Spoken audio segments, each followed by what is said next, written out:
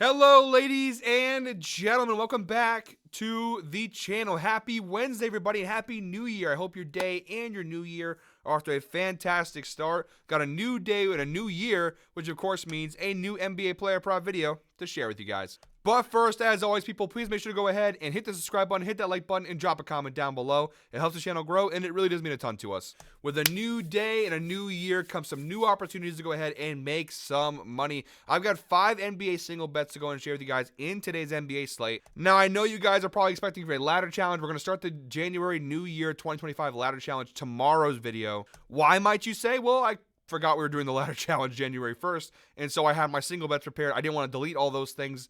I like the picks today. I wanted to hand them out. So we'll start the ladder challenge for tomorrow's video. Starting the new year off with 5 single bets. I got a really good picks for today's NBA slate. Happy New Year, guys. Hope your new year was really solid. Hope you guys had fun, but we're also safe and responsible last night. If you're watching today's video, drop a Happy New Year down below in the comments. As always, guys, love the support. 2024 was awesome. Hoping for an even better 2025 and your continued support. Love the Guy Boston sports community and everything we've built. We're only going to get bigger and better next year. Or this year, I should say. But next year also, I guess, technically applies. All right, guys, before we dive into today's picks, let's go back in time real quick and recap what we did last year in 2024. And, guys, we finished the year off really, really strong. We had 4 single bets in yesterday's NBA slate. We went 3-1 to close out the 2024 season. Really good numbers across the board. The only prop we got wrong was that Damian Lillard prop. We were way off on there. He had a horrible shooting night last night. But Jared Allen crushed his line, Desmond Bane crushed his line, and Derek White was a little bit of a sweat after having 12 points in the first, I think it was like the first quarter. He had like 12 points. Definitely in the first half, it was 12. He only had 4 points the rest of the game. So a prop that should never have been a sweat was a massive sweat. The Celtics won by, I think, 54 points last night, too. So it was a crazy game. But we did cash on 3 out of 4. So really good numbers there. Again, 3-1 plus 1.51 units last night. On the year so far, we are 83-69, up 4.71 units on the season. We're having a really solid year across the board. Again, parlays 8-16, up 6.59 units. Whatever way you want to spin it, guys, 2024 was a good year for us, and we're looking to go ahead and continue that momentum and build on that momentum going into 2025. All right, guys, no more time to waste. Let's dive into today's picks. Jumping right into the outlier screen, guys, our first pick in today's slate comes from the Jazz-Knicks game, 7:30 p.m. tip-off. We're going Mikal Bridges of the New York Knicks over 25.5 points, rebounds, assists. We're getting this for pretty good value here, minus 111 odds on FanDuel here. Now, the data at first glance is not fantastic. I'll be heads up honest. We've seen a lot of these props in the last couple of days where the data is not great, but I love the matchup in the spot. So Bridges just 4 cashes over his last 10 games, a 40% hit rate, averaging 27.3 points, rebounds, assists per game. So far in 2024, just a 42% hit rate, 14 out of 33 games, averaging 24.76 points, rebounds, assists per game. So it doesn't look very good at first glance. We do have the insights provided by Outlier. Mikal Bridges has exceeded 23.5 points, rebounds, assists in 4 of his last 5 games versus bottom 10 defenses for assists allowed, averaging 26.6 points, rebounds, assists per game. We do have to obviously adjust that here because we're getting to the 25.5 point line, and yeah, the insight is not as good, obviously. Pretty close though, hovering around that line. You see pretty close in that number there. So even the insights that Outlier provides, not doing us a lot of justice here. But the data is not great, and the head-to-head data also is a 33% hit rate. 1 of his last 3 games against the Utah Jazz, he's cashed the over, averaging 23 points, rebounds, assists. They actually have played once this year already. Back on November 23rd, he only had 7 points and 3 rebounds in that game. So with all this bad data, Tasso, why do you like the prop? Well, overall, the Jazz, it's just a really good matchup. They are a 28th scoring defense in the NBA in terms of points allowed, 29th in assists allowed versus small forwards, which is where Bridges plays, 27th in points and 25th in assists. Back in November, that's when Bridges had not yet figured out his role with the Knicks. He was very kind of clunky while they were using him. Now, fast forward to now January 2025, it feels like the Knicks have finally figured out how to utilize Mikal Bridges in this team, in this system, and things look pretty good here. Like I said, he's been playing really well of late. Look at the last 10 games for Bridges. He's averaging 27.3 points, rebounds, assists. Yes, he hasn't hit that line consistently, but this is obviously an elevated line in this spot because of the matchup. You see the minutes played. He's playing a lot of minutes. Obviously, that's a Tom Thibodeau staple. Taking more shots, hitting more shots across the board. It looks really, really solid compared to his overall season numbers. Bridges is definitely starting to feel more comfortable in New York. at home here against this Jazz team. I'm expecting a pretty big game here for Mikal Bridges. That's our first pick in today's slate. Next up, we got Cam Johnson in another matchup where the data is not great, but the head-to-head matchup is just too good not to take advantage of. So Cam Johnson just cashed his over in 5 of his last 10 games. He is averaging 29.8 points, rebounds, assists per game over his last 10 games, so not bad data there. But if we go ahead and stretch the season data out, it's not fantastic. 30% hit rate this year, just 9 out of 30 games, averaging 26.6 points, rebounds, plus assists per game, so not very good in the head-to-head data. Just one of his last 4 meetings with the Toronto Raptors, he's cashed the over. However, the important thing is the one time they played this year, just a couple weeks ago, on December 19th, he had a massive game, 33 points, 10 rebounds, and 6 assists against Toronto. And again, that point right there is why I like the spot. Obviously, we know Brooklyn has some key injuries here. No Bogdanovich, no Cam Thomas. You know, they're missing some key pieces. Cam Thomas in particular, because he kind of ball hogs and takes a lot of the shots from Cam Johnson when he plays. And again, this is an elevated line. The books are making this line higher because they know the matchup. They know the situation. They know Cam Johnson is probably going to be due for a big game here. Toronto, one of the worst scoring defenses in the NBA. They obviously had a massive loss last night to Boston. Versus power forwards, though, really good spot here. 18th in points, 18th in rebounds, and 21st in assists. So a really good spot. He already played them a couple weeks ago and had a massive performance. Even if he doesn't do that, you could cut 10 to 15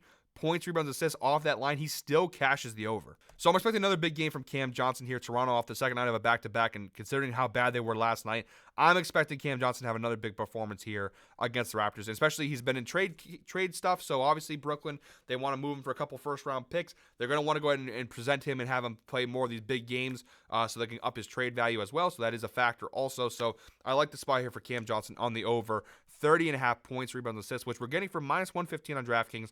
Pretty good value. All right, guys, our third and fourth picks from today's slate are coming from this Hawks-Nuggets game, which is a 9 p.m. tip-off. Our first pick, we're going Michael Porter Jr. over 8.5 rebounds plus assists. We needed a little palate cleanser here, especially with the last two props not having the best data. The data on this one is fantastic, and we're getting it for almost even odds on DraftKings, -105 at the time of recording. A 71% hit rate on the season for Michael Porter Jr., 22 out of 31 games. He's cashed the over, averaging 9.26 rebounds plus assists per game. You have seen over the last 5 games, not as consistent with the cashes, but overall the data is really good on the year. The head-to-head data also pretty solid. 2 of his last 3 meetings with the Atlanta Hawks, including the one time they played this year back on December 8th, about a month ago, he's cashed the over. The last time they played on December 8th of this season, he had 7 rebounds and 3 assists in what was a massive win for Denver. We also have the insights provided by Outlier. Michael Porter Jr. has exceeded 8.5 rebounds and assists in 9 of his last 11 games at home, averaging 9.1 rebounds plus assists per game average over his last 11 home games.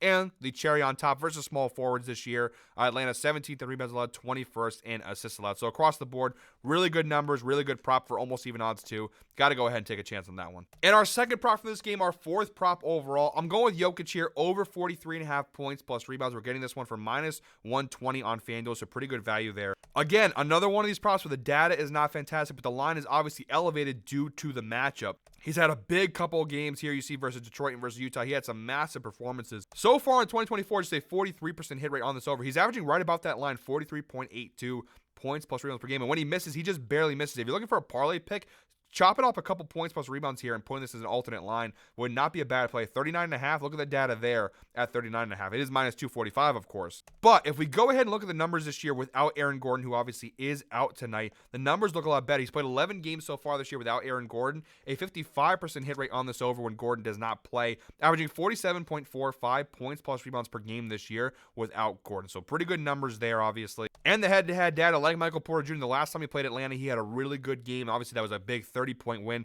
He had 48 points and 14 rebounds. Atlanta this year versus centers, they are 19th in points, 4th in rebounds. They actually match up decently okay, but the fact that he had that massive game the last time they played, I'm willing to go ahead and take it. Again, you can literally chop off 19, or I should say 18 points plus rebounds, and he still cashes the over. So even if he doesn't get anywhere close to that, as long as he's, within 20 points, rebounds of that, we should be good to go. And honestly, just in general, it's never a bad idea to go ahead and tail Nikola Jokic. He's the best player in the NBA right now, so it's always a good place to go ahead and bet him. Our fifth player prop in today's slate, we have Sixers-Kings, 10 p.m. tip-off. We're going Tyrese Maxey over 27.5 points. He let us down the other night. Now, he had points plus assists the other night. He finished with 23 points and 3 assists in that win over Portland. But Mr. Game Time Decision himself, Joel Embiid, is out again because, he's on rest. Of course. A lot of game time decisions here, guys. KJ Martin obviously out. Andre Drummond game time decision. Kyle Lowry, Eric Gordon. Jared McCain obviously being out for the season. But yeah, with Embiid out, I love this spot for Maxey. Without Embiid, his his shots go up, the amount of usage rate goes up. He touches the ball a lot more. Sacramento defensively are actually pretty decent versus guards. They're 6th in points allowed to point guards. Not so good versus shooting guards. Maxey kind of goes between the two. He's primarily a point guard, though, in this team. I'm not really worried about the matchup too much there. Again, the overall data is not great because it's an elevated line. Again, because of circumstance, the books elevate the lines. With Embiid being out, considering the matchup and everything, Maxey, this line probably wouldn't be this high on a normal occasion. The head-to-head data here, you see the last time we played Sacramento back in March of last season, he did cash the over with 29 points in that game. Again, very small sample size there. However, over the last 5 games, you do see a 60% hit rate for Maxey. 3 of his last 5 games, he has cashed the over, averaging 29.4 points per game. And the insights provided by Outlier, Tyrese Maxey has exceeded 26.5 points in 4 of his last 5 games on the road. Again, if we go ahead and adjust that slightly, because we are getting at 27.5, it's not as good, but still not bad. 60% hit rate over his last 5 road games, averaging 31 points per game. And if we go ahead and look at the season data, so let's go ahead and look at the season data here real quick for Maxey in terms of shots. So you see 21 shots per game, whoppingly high usage rate, playing about 37 minutes per game, taking almost 10 threes per game. Now, it's a very small sample size. We only have 2 games this year where Maxey's played without both Embiid and Jared McCain, because McCain's the big one, because McCain was taking some stuff away from him. With Embiid and McCain out, we have 2 games this year. He cashed the over the first time, December 16th versus Charlotte. He had a 40-point performance. The next time was versus Cleveland on December 21st. He just missed the mark at 27 points. So really good numbers. He's averaging 33.5 points per game when both Embiid and McCain are out. And again, look it down below, like I said, usage rate. He went from 21 shots to almost 25 shots per game. He's taking almost 2 extra threes per game. So the volume there, the usage rate does go up. And again, the numbers look pretty solid. When those 2 are out, again, very small sample size, he has been scoring a lot more. And I think in this matchup here, I think Cleveland's probably, I think most people would say Cleveland's a better defensive team than Sacramento is. So I'd like the spy here from Max. I think he's due for a big game here with Mr. Game Time Decision taking a night off because he's a little tired. All right, guys, those are all 5 picks in tonight's NBA slate. As always, guys, thank you very much for watching one more time. Please make sure to go ahead and hit the subscribe button, hit that like button, and drop a comment down below. Happy New Year. I hope 2025 is a great year for each and every one of you, including us. I hope we win a lot of money in 2025. Hope we cash a lot of bets in 2025. Hope for good health and happiness for everybody here watching today's video and who subscribes and supports the channel in general. I'll be back tomorrow. We have the start of our January 2025 ladder challenge, as well as probably a couple single bets sprinkled in there. But we have a really fun slate tomorrow, guys. Thank you very much, as always, for watching. We'll be back tomorrow. But until then, hope you're all winners. Enjoy the start of 2025.